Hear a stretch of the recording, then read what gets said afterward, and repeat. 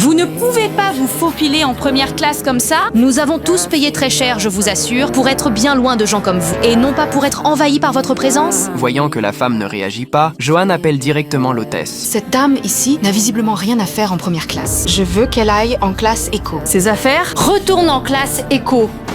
Maya espère qu'elle va enfin se calmer, mais Joanne ne se calme pas du tout. Elle va même encore plus loin et continue d'humilier Simon. Vous rendez-vous compte du culot de cette femme qui se faufile en première classe? Incroyable. C'est sûrement la nounou ou la bonne de quelqu'un. Excusez-moi, êtes-vous Simone Thomas?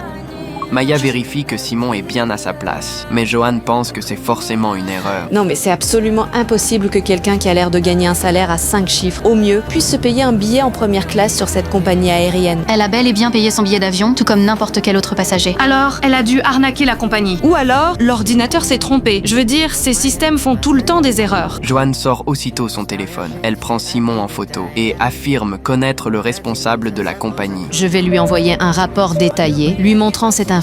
Et comment son employé n'a absolument rien fait pour la corriger? Après avoir fait tout ça, Joanne retourne enfin à son siège. Mais au moment où Maya veut dédommager Simon, Vous vous moquez de moi? C'est déjà bien assez grave de la laisser rester ici, mais récompenser son arnaque avec du champagne, c'est juste incroyable. Joanne explose soudain de colère. Elle insulte encore Simon et Maya. Et lorsqu'elle pense enfin que Simon est énervé, le vol arrive bientôt à destination. Joanne appelle immédiatement le responsable, mais ce qu'elle ignore, Eh bien, regardez-moi un peu tout ça.